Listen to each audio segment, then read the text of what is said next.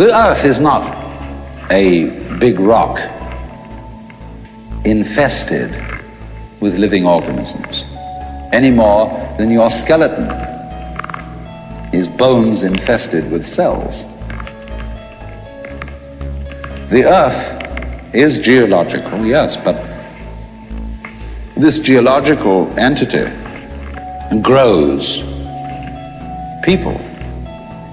And our existence on the earth is a symptom of the solar system and its balances, as much as the solar system in turn is a symptom of our galaxy.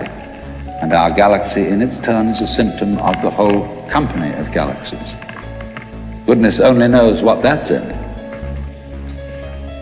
But you see, when as a scientist you describe the behavior of a living organism, you try to say what a person does. It's the only way in which you can describe what a person is. Describe what they do.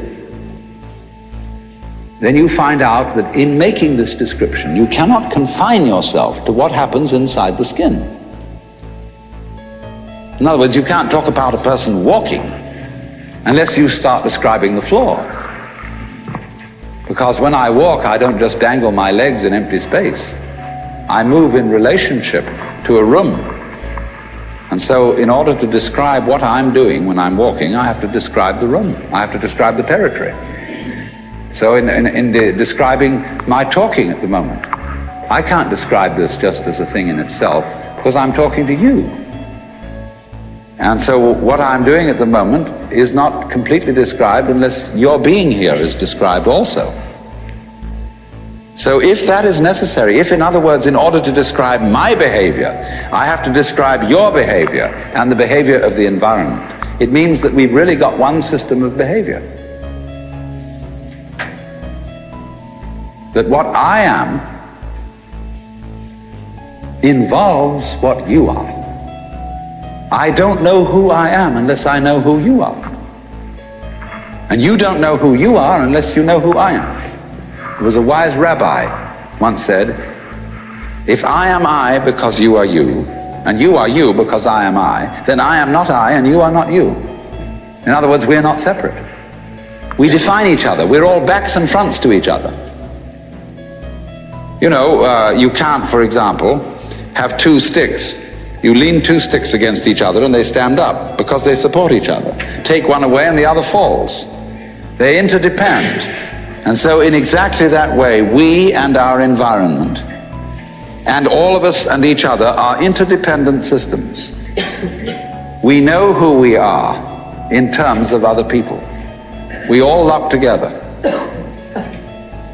And this is, again and again, the serious scientific description of how things happen.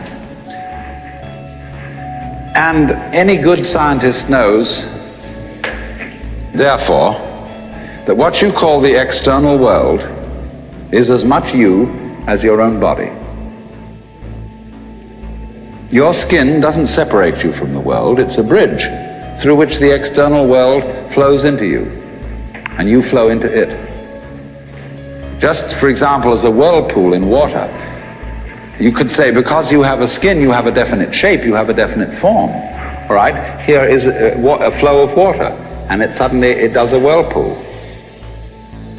And then it goes on. The whirlpool is a definite form, but no water stays put in it. The whirlpool is something the stream is doing. And exactly the same way, the whole universe is doing each one of us. And I see you today, and I recognize you tomorrow, just as I would recognize a whirlpool in a stream.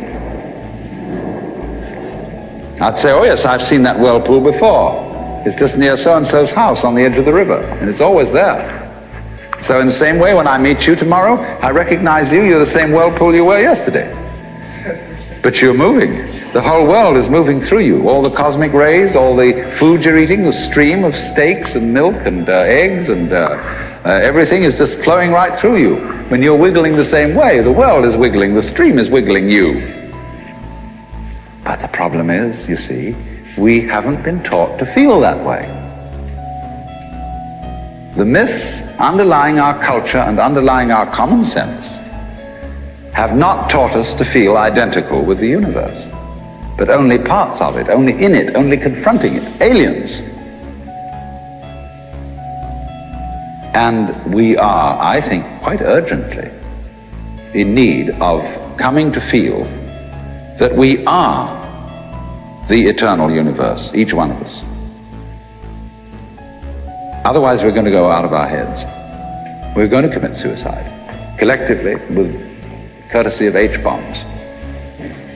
And, all right, supposing we do, well, that will be that, and there will be life making experiments on other galaxies. Maybe they'll find a better game.